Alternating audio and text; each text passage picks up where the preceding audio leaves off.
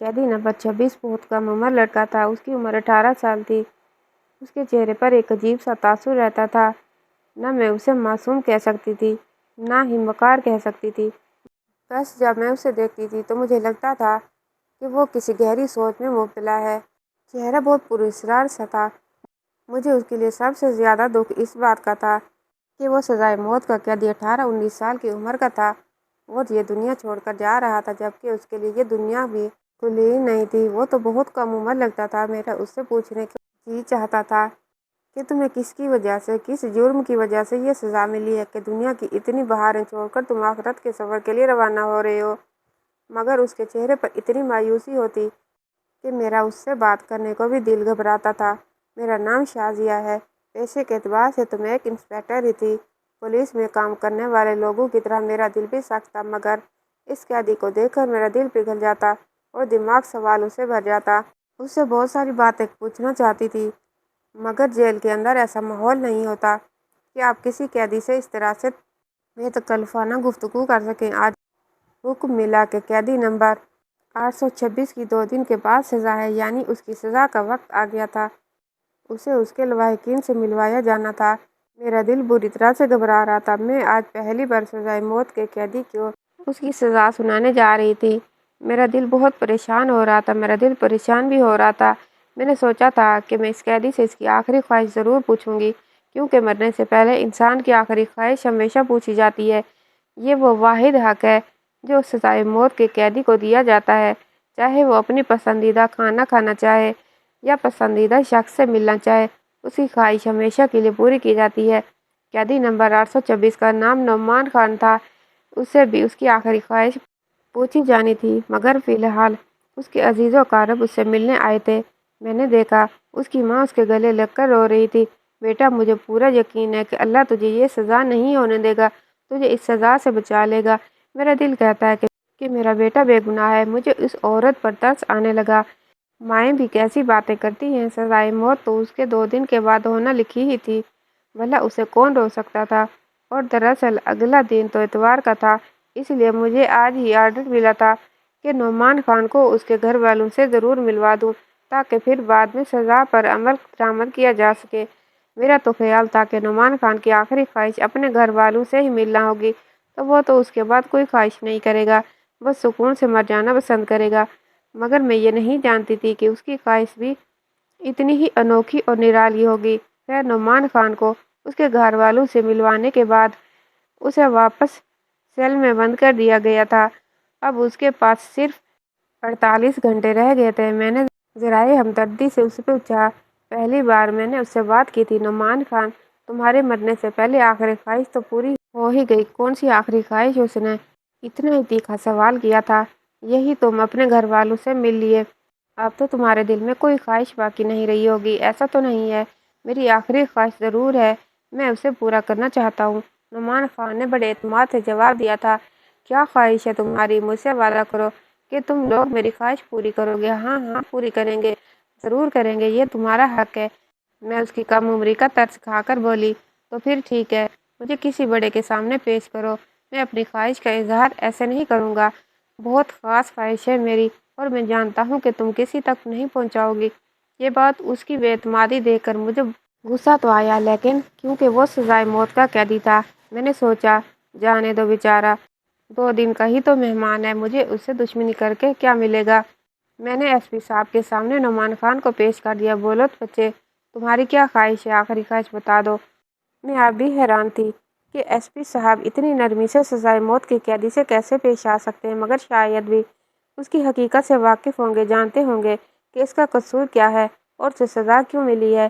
عموماً یہاں پر تو زیادہ تر قیدی ایسے تھے جن کا قصور چھوٹا اور سزا بڑی تھی، جبکہ بڑے بڑے گناہ کرنے والے آدمی آزادانہ گھوم رہے تھے۔ بہرحال جب اسے اس کی آخری خواہش پوچھی گئی تو اس نے کہا، ایس پی صاحب، میں آخری بار زندگی میں پہلی بار اور آخری بار شادی کرنا چاہتا ہوں، نکاح کرنا چاہتا ہوں اور ایک دن اپنی بیوی کے ساتھ گزارنا چاہتا ہوں۔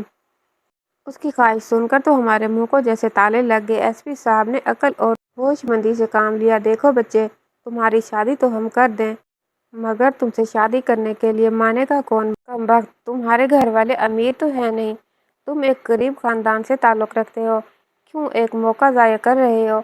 कोई और चीज़ बता दो, खाना पीना, कोई किसी से मिलना। हम तुम्हारे लिए सब कुछ करने को तैयार हैं, क्योंकि तुम इस दुनिया से जा रहे हो। हमारे लिए दुख की बात है, मगर कानून सख्त है और कानून ऐसा ही है, सबके लिए बराबर है। चाहे कोई कम उम्र हो और मासूम है, या फिर ज़्यादा उम्र का या बदमाश, सब के लिए एक ही सज़ा है। मैं नहीं जानता कि तुम्हें सज़ा क्यों हुई। तुम्हारा केस तो सबसे ज़्यादा मामले वाला है, लेकिन ये है कि अब तुम सज़ाए मौत के कैदी हो, तो बिला वजह तो नहीं होगे। तुम्हें किसी वजह से ये सज़ा मिली है। अब तुम ढंग की ख्वाहिश का इजहार करो तो हम पूरी भी कर दें, लेकिन मैं यकीन से कह सकता हूँ तुमसे कोई शादी के लिए राज़ी नहीं होगा, और फिर हम कैसे तुम्हारी शादी करवाएं? नुमान खान बड़े इत्मीनान से बोला। एसपी साहब, मैं कब से आपसे कह रहा हूँ कि आप मेरी शादी करवाएं। मैं आपको एक ऐसा तरीका बताता हूँ कि मेरी शादी खुद ब खुद हो जाएगी। इसकी बात सुनकर मेरे भी कान खड़े हो गए। सोचने लगी कि कहीं ये जेल की किसी खातून से निकाह करने का बोल दे। बहरहाल नुमान खान ने कहा कि मस्जिद में ऐलान करवा दिया जाए कि नुमान खान वल्द नयामत खान किसी औरत से शादी करना चाहता है, जो एक दिन के लिए सजाए मौत से पहले उसकी दुल्हन बन सके। अब ये बात थी तो बड़ी ही बिडंगी, मगर नुमान खान ने हमसे वादा लिया कि अगर कोई औरत उसके बाद भी मुझसे निकाह करने को तैयार हुई तो आप रोकेंगे नहीं, और सुबह होने तक वो मेरे पास ही रहेगी। नुमान खान की अक्लमंदी ने हमें भी हैरान कर दिया। उसकी हाज़र जवाबी ऐसी थी कि हम लोग परेशान हो गए। हमने कहा कि ठीक है, ऐलान तो करवा देंगे, मगर हमें इतना यकीन है कि तुमसे शादी करने के लिए कोई नहीं आएगा। कोई औरत अपना मुस्तकबिल क्यों बर्बाद करेगी एक दिन के लिए? क्यों दुल्हन बनेगी? अपने रिश्तेदारों से क्यों कर झगड़े करेगी? खैर, नुमान खान ने मेरी कोई बात न सुनी। कहने लगा, बस ऐलान करवा दें, मेरी यही ख्वाहिश है। इसके बाद अगर कोई ना आया तो मैं कोई और ख्वाहिश नहीं करूँगा, फिर मुझे भले ही सज़ाए मौत दे दी जाए। हमने नुमान खान की ख्वाहिश पर अमल करते हुए मस्जिद में ऐलान करवा दिया। साथ में ये भी बताया कि वो सज़ाए मौत का कैदी है। 2 दिन बाद उसको उसके जुर्म की सज़ा फांसी दी जाएगी और वो इस दुनिया से चला जाएगा। अगर कोई औरत फिर भी उससे शादी करना चाहती है तो फलां थाने में आ जाए, वहाँ से उसे जेल पहुँचा दिया जाएगा। हमें तो ये मजाक ही लगा था। हमने तो इस ख्वाहिश को पूरी कर दी, मगर ठीक 1 घंटे के बाद सिपाही मंजूर ने बताया कि जेल में एक औरत आई है जो दुल्हन के लिबास में है, और उसके साथ मौलवी साहब भी हैं। मुझे बात बड़ी हैरानकुन लगी। मुझे लगा कि शायद यूं ही कह रहे होंगे, पर जब मैं और एसपी साहब बाहर गए तो ये देखकर हैरान रह गए कि सामने एक नौजवान लड़की, जिसकी उम्र बमुश्किल 17 से 18 साल होगी, वो खड़ी थी। उसके साथ इमाम साहब भी खड़े थे। मौलवी साहब को देखकर ऐसा लग रहा था कि उन्होंने उस लड़की का निकाह पढ़ाने की हामी भर ली है। उनके पास निकाह का रजिस्टर भी था, जबकि लड़की खूब अच्छी तरह तैयार थी। लड़की का मेकअप और तैयारी देखकर लगता था कि ये सब तो उसने पहले ही तैयार कर रखा था।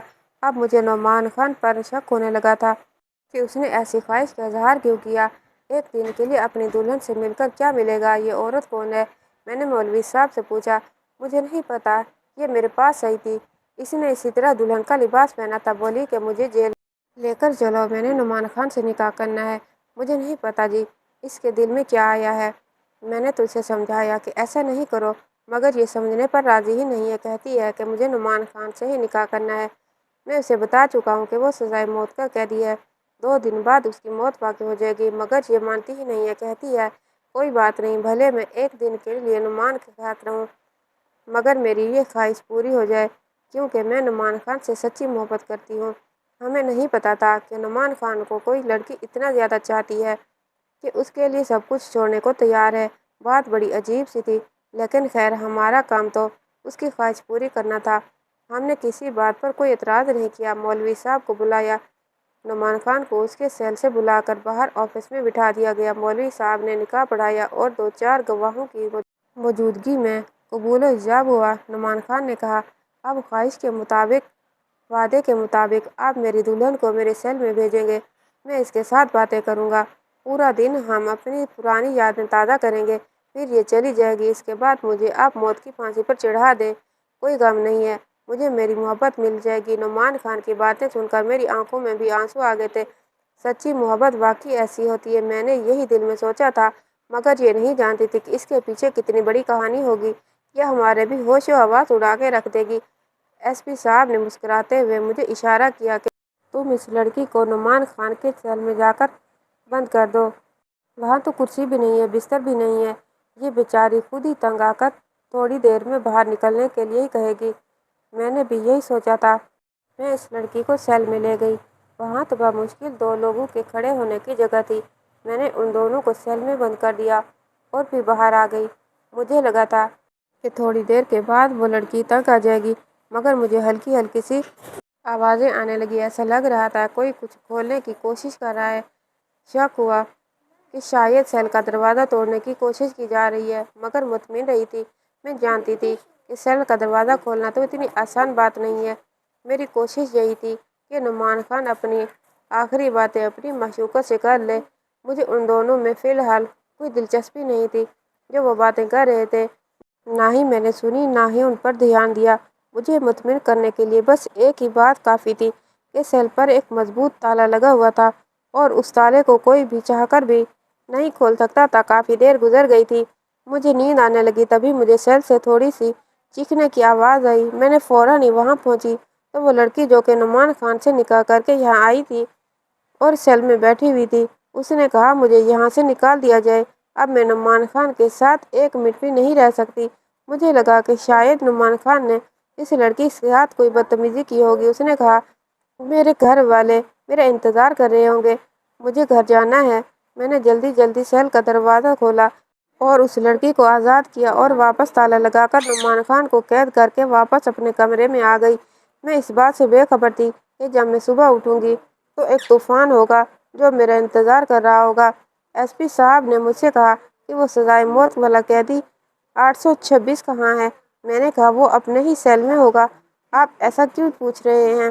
بولے مجھے تو کہیں نظر نہیں آ رہا۔ میں نے ایک دوسرے کانسٹیبل کو بھیجا تھا کہ وہ نعمان خان کو لے کر آئے، تو جا کر سیل نمبر 826 میں چیک کرو کہ وہ کہاں ہے، کہیں تم سے کوئی غلطی تو نہیں ہو گئی۔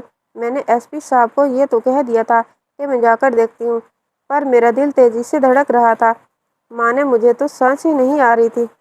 اگر وہ قیدی کہیں گم ہو گیا یا اس نے مجھے کچھ چکمہ دے دیا ہو تو میں اس میں کیا کروں گی؟ خیر میں جلدی جلدی سیل نمبر 826 میں گئی۔ وہاں تو اندھیرا ہی اندھیرا چھایا ہوا تھا۔ معمول کے مطابق میں نے نعمان خان کو آواز دی پر کوئی جواب نہیں آیا۔ میں نے ٹارچ لگا کر دیکھا تو ایک مریض سا شخص تھا جو کہ جیل کے فرش پر پڑا ہوا تھا۔ ایسا لگ رہا تھا کہ اس کی موت واقع ہو چکی ہے۔ میں نے جلدی سے سیل کو کھولا، مگر میں نے اسے ہاتھ لگایا تو میری جان ہی نکل گئی۔ اتنے میں ایس پی صاحب بھی پہنچ چکے تھے۔ انہوں نے بھی اس شخص کی طرف دیکھا تو ان کے بھی ہوش اڑ گئے تھے۔ ایس پی صاحب مجھے ڈانٹنے لگے کہ تمہیں اتنی عقل نہیں ہے، تمہیں اتنا تجربہ ہو گیا ہے یہاں کام کرنے کا، مگر ابھی تک تمہیں لوگوں کی سمجھ نہیں آئی۔ شرم آنی چاہیے تمہیں، پتہ نہیں تمہارا دھیان کہاں ہوتا ہے۔ اب اگر کسی کوتاہی کی وجہ سے مجھ پر سختی کی گئی تو اس کا اثر صرف تم پر ہوگا، اس کی ذمہ دار صرف تم ہوگی۔ ایس پی صاحب مجھے باتیں سنانے لگی اور میرا دل چاہ رہا تھا کہ سامنے موجود لڑکی کو اٹھا کر پٹک دوں۔ اتنا بڑا دھوکہ جو ہمارے ساتھ ہوا تھا اسے بھلایا نہیں جا سکتا تھا۔ میں نے سوچا تھا کہ یہ لڑکی جو دلہن بن کے نعمان خان کے ساتھ ملنے آئی ہے، محبت میں پاگل ہے، دیوانی ہے، مگر میں یہ نہیں جانتی تھی کہ نعمان خان نے اسے ہمیں دھوکہ دینے کے لیے استعمال کیا ہے۔ وہ خود دلہن کے لباس میں نکل کر جیل سے بھاگ گیا تھا اور ہمارے سامنے اس لڑکی کو چھوڑ گیا تھا۔ اب اس لڑکی کو سزائے موت تو ہم دے نہیں سکتے تھے، کیونکہ سزائے موت کا قیدی جو ہوتا ہے سزائے قید تو اسے ہی دی جاتی ہے۔ اب اس لڑکی کو ہم کیا کہہ سکتے تھے، جبکہ یہ لڑکی مردانہ کپڑوں میں ہمارے سامنے بیٹھی ہوئی تھی۔ آپ لوگوں نے نعمان کے ساتھ اچھا نہیں کیا، وہ سزائے موت کا حقدار نہیں ہے۔ یہ بات وقت ثابت کرے گا۔ اس لڑکی نے آنکھوں میں آنکھیں ڈال کر مجھ سے یہ بات کہی تو مجھے اس پر مزید غصہ آنے لگا، مگر میں کچھ نہیں کر سکتی تھی۔ ایس پی صاحب نے حکم دیا کہ اب نعمان خان کو جلد سے جلد ڈھونڈا جائے، ورنہ 2 دن کے بعد ہم کیا جواب دیں گے۔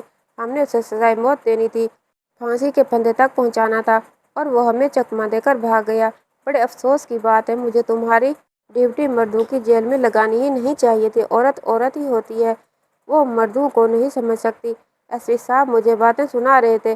میرا دل تھا کہ گھبرا رہا تھا۔ میں سمجھ نہیں پا رہی تھی کہ اتنا بڑا دھوکہ میرے ساتھ کیسے ہو سکتا ہے۔ میں نے ایک شخص پر بھروسہ کیا، ایک لڑکی پر ترس کھایا، ترس کھا کر اس کا نکاح کروایا اور اس نے میری آنکھوں میں ہی دھول جھونک دی، مگر اب ہمارے پاس صرف ایک ہی چارہ تھا کہ ہم اس لڑکی کے ماں باپ تک پہنچیں۔ या फिर नुमान खान को ढूंढे। नुमान खान रात के अंधेरे में कहाँ गया था, हमें इस बात का बिल्कुल पता नहीं था, क्योंकि वो यहाँ से सुबह के 4 बजे निकला था। मगर मुझे उस लड़की पर हैरत हो रही थी। अब मेरी दिलचस्पी का मरकज वो लड़की बन गई थी कि आखिर वो लड़की कैसे नुमान खान की जगह पर बैठने को राजी हो गई, कैसे उसने नुमान खान को अपना शौहर भी मान लिया, और कैसे उसने ये भी सोच लिया कि नुमान खान के हिस्से की फांसी उसे दे दी जाए। इतनी मोहब्बत तो किसी मुजरिम से नहीं की जा सकती। अगर नुमान खान इतना बुरा होता तो ये लड़की उससे इतनी मोहब्बत कैसे करती। मैंने उससे उसके माँ बाप का पूछा तो उसने मुझे साफ साफ बता दिया कि वह मंजूर अली की बेटी है। मंजूर अली साथ वाले गाँव में रहता था। मंजूर अली को बुलाकर लाना हमारे लिए कोई मुश्किल बात नहीं थी, मगर मैंने सोचा कि जब लड़की मेरे सामने है तो क्यों न मैं सारी बात इसी से ही पूछ लूँ। तब उसने एक अजीब सी बात कही, बोली कि मैं नुमान भाई के बारे में एक एक बात आपको सच बताने के लिए तैयार हूँ। मैंने हैरत से उसे देखा था। वो अपने शौहर को भाई कह रही थी। क्या कहा तुमने? नुमान भाई? क्या तुम उसे भाई समझती हो? रिश्ते में वो तुम्हारा भाई लगता है। तुम लोगों ने एक नाटक किया है। नहीं, वो रिश्ते में मेरा भाई नहीं लगता, मगर मेरे भाइयों जैसा है। मोहब्बत मैं उससे ज़रूर करती हूँ, मगर मेरी मोहब्बत ऐसी नहीं थी कि मैं उससे निकाह कर लूँ। मैं उन्हें अपना बड़ा भाई समझती थी। तो फिर तुमने ये सब क्यों किया? तुमने उससे निकाह क्यों किया? वजह क्या है? तुमने हम सबको चकमा देने के लिए, नुमान खान को यहाँ से भगाने के लिए ऐसा किया? यकीन माने ऐसा बिल्कुल भी नहीं है। वो कल शाम तक वापस आ जाएंगे। वो मुझे यहाँ कैसे देख सकते हैं? और ज़ाहिर है अब तो उन्होंने मुझसे निकाह कर लिया है। मैं उनकी जिम्मेदारी हूँ। उस जिम्मेदारी को कभी भी छोड़कर बुज़दिलों की तरह घबराएंगे नहीं। वो पीठ दिखाकर भागने वालों में से नहीं है। लड़की की बातें सुनकर मैं हैरान रह गई थी। फिर उसने जो कहानी सुनाई तो मुझे मज़ीद परेशान कर गई थी। मैं मजबूर हो गई कि मैं अपना फैसला बदलूं और दोबारा से इस सारे मामले पर गौर व फिक्र करूं। मेरा नाम नाजिया है।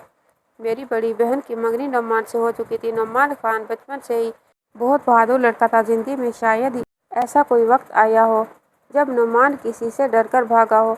मेरे अब्बा की बहन का बेटा था। मेरा फुफ्फोजाद होने की वजह से अम्मा अब्बा नुमान भाई पर बहुत भरोसा करते थे। फिर जब उन्होंने मेरी बड़ी आपी की मंगनी नुमान खान से कर दी तो वो हमारे घर आने जाने लगे थे, मगर गांव का माहौल बड़ा अजीब का होता था। एक रात नुमान भाई बाजी से मिलने के लिए हमारे घर आए। उस दिन अम्मा अब्बा भी घर पर नहीं थे। नुमान भाई की मंगनी हो चुकी थी। जाहिर है उनका हमारे साथ एक रिश्ता बन गया था। हम दोनों बहनें ही घर पर थीं। घर में और कोई नहीं था और पिछले दरवाजे से आए थे। मैं समझ गई थी कि आप इसे मिलने के लिए आए हैं। मैं किचन में चाय बनाने लगी। वो दोनों आपस में बातें कर रहे थे कि दरवाजे पर जोर जोर से दस्तक होने लगी। मैंने घबरा गई। मुझे लगा शायद अम्मी अब्बू आ गए हैं, मगर मैंने जाकर दरवाजे से बाहर झांका तो कोई 3-4 आदमी खड़े थे। मेरी आंखों में खौफ के साए लहराने लगे। मैं सोच भी नहीं सकती थी कि हमारे दरवाजे पर कभी ऐसे आदमी आएंगे। मुझे इस बात की तसल्ली तो थी कि नुमान भाई हमारे साथ है, मगर ये आदमी गांव के बदमाश थे। मुझे उनको देखकर ही खून सूखता था। मैंने उनसे पूछा कि तुम कौन हो? उन्होंने कहा दरवाज़ा खोल दो वरना हम दरवाज़ा तोड़ देंगे। मैंने उनसे सख्त मिन्नत समाजत की। हम घर में अकेली बहनें हैं, तुम लोग यहाँ से वापस चले जाओ। तब उन्होंने माँ बहन की गालियाँ देते हुए कहा कि हम वापस नहीं जाएंगे। तुम लोग इस गांव में बेहयाई फैला रहे हो। हमें साफ पता है कि इस घर में और कौन है। हमारे सामने तुम लोगों के घर में एक लड़का आया है। ये शोर सुनकर नुमान भाई भी बाहर आ गए। उन्होंने घर का दरवाज़ा खोल दिया, मुझे अंदर जाने को कहा। मैं अंदर कमरे में चली गई, मगर नुमान भाई उन लोगों से उलझ पड़े। उनमें से एक ने बहुत गलत बात की। बोला कि अगर हमें पता होता कि यहाँ पर लड़कियाँ हैं और इस तरह लड़कियाँ हैं तो हम भी आ जाते। हम तो 3-4 हैं, पैसे भी अच्छे देंगे। ये बात सुनकर नुमान भाई से रहा नहीं गया और उन लोगों ने इतनी गलत बात कर दी थी कि नुमान भाई गुस्से से उबल रहे थे। जाहिर है उनके होने वाली बीवी के बारे में इतनी गलत बात कोई कर दे, किसी भी मर्द के सामने करे तो कोई बर्दाश्त नहीं कर सकता। नुमान भाई ने उस वक्त उन लोगों को कुछ नहीं कहा, क्योंकि वो तो निहत्थे थे और दूसरा अक्लमंदी का तकाजा भी यही था कि हम बहनों के होते हुए उनसे ना लड़ा जाए। उन्होंने उन्हें समझा बुझाकर भेज दिया, मगर अब यह मामूल का तमाशा बन गया। हमारे घर के बाहर 3-4 बदमाश खड़े रहते थे। अम्मा अब्बा जैसे ही इधर उधर होते, ये लोग हमें तंग करने लगते। एक दिन ऐसा ही एक वाक़या हुआ जिसने हमारी ज़िंदगी को हमेशा के लिए बदल के रख दिया। मेरी आपी अपने कमरे में सो रही थी कि खिड़की तोड़कर ایک بدماش کمرے میں گھس آیا۔ اس وقت نعمان بھائی بھی گھر میں داخل ہوئے تو انہوں نے اس آدمی کو اندر آتے ہوئے دیکھ لیا۔ ان سے برداشت نہیں ہوا۔ بس پھر ایک ایسی لڑائی ہوئی جس سے نہ صرف میری بہن کی جان لے لی بلکہ نعمان بھائی کے ہاتھ سے بھی ایک ایسا جرم ہو گیا جس کی سزا انہیں سزائے موت کی صورت میں مل گئی۔ اگر ہم لوگ امیر ہوتے، ہاتھ میں کوئی طاقت ہوتی تو یقیناً ایسا نہیں ہوتا، کیونکہ کسی کے گھر پر حملہ کر کے اس کی عزت پر حملہ کرنے کے جواب میں کسی پر بھی پھول تو نہیں برسائے جائیں گے۔ نعمان بھائی نے جو بھی کیا وہ غیرت میں کیا اور ان پر کسی قسم کا کیس بنتا بھی نہیں ہے، مگر چونکہ گاؤں کے لوگ طاقتور ہیں انہوں نے نعمان بھائی کے لیے زندگی عذاب کر دی۔ پہلے 6 مہینے ادھر ادھر رو پوچھ رہے مگر پھر آخر کار انہیں پکڑ کر جیل میں ڈال دیا گیا۔ اب اگر وہ یہاں سے نکلتے بھی ہیں تو بھی یہ لوگ انہیں زندہ نہیں چھوڑیں گے۔ حالانکہ قصور ہمارا نہیں، قصور ان لوگوں کا ہے جنہوں نے ہمارے گھر پر بلا وجہ نظر رکھی اور ہمیں ہمارے نہ کردہ گناہوں کی سزا دینا چاہی۔ نعمان بھائی کی والدہ نے ان سے ملاقات کے دوران انہیں یہ منصوبہ سمجھا دیا تھا۔ میری ماں نے انہیں قسم دے کر کہا تھا کہ میں اپنی دوسری بیٹی بھی تم پر قربان کر دوں گی مگر تم کو سزا نہیں ہونے دوں گی۔ ہمارے خاندان میں جتنی ان کی ضرورت ہے اتنی اور کسی کی نہیں ہے، میں مر بھی جاؤں تو کسی کو فرق نہیں پڑے گا۔ یہ کہہ کر وہ لڑکی رونے لگی۔ مجھے سمجھ نہیں آیا کہ اب اس کیس کا کیا ہوگا، لیکن بس خدا کی مدد سے ان لوگوں کی بھی کسی بڑے تک پہنچ تھی۔ نعمان اسی شخص سے ملنے کے لیے شہر گیا تھا۔ راتوں رات جا کر اپنا کیس اس نے رکھ دیا۔ وہ بڑے پائے کا وکیل تھا۔ بعض اوقات ایک اچھے وکیل سے جان پہچان ہونا بھی انسان کو تھانے اور جیل کی سلاخوں سے بچا دیتا ہے۔ اگرچہ یہ بات کافی آگے جا چکی تھی مگر وکیل صاحب کی دھمکیوں اور ان کے دلائل نے ایس پی صاحب کو بھی قائل کر لیا کہ سزائے موت نہ ہی نعمان خان کے لیے بنتی ہے اور نہ ہی نعمان خان کی طرف سے کوئی اپیل دی گئی، نہ ہی اسے صفائی کا موقع دیا گیا۔ کیس چلا۔ اس کے بعد نعمان بعزت بری ہو گیا کیونکہ وہ نہتا تھا۔ اس کے پاس تو کوئی ہتھیار بھی نہیں تھا، نہ اس کے نام پر کوئی اسلحہ تھا۔ اللہ تعالیٰ نے شاید ان کی محبت اور خلوص کی لاج رکھی، ورنہ اتنے بڑے کیس سے میں نے کبھی کسی کو بری ہوتے نہیں دیکھا تھا۔ خدا تعالیٰ ہم کو سیدھے راستے پر چلنے کی توفیق عطا فرمائے۔ آمین ثم آمین۔ کہانی کیسی لگی کمنٹ باکس میں رائے کا اظہار کیجیے گا اور کہانی کو لائک اور اگر چینل پر نئے ہو تو چینل کو سبسکرائب کرنا مت بھولیے گا۔ انشاءاللہ تعالیٰ اگلی کہانی کے ساتھ حاضر ہوں گے۔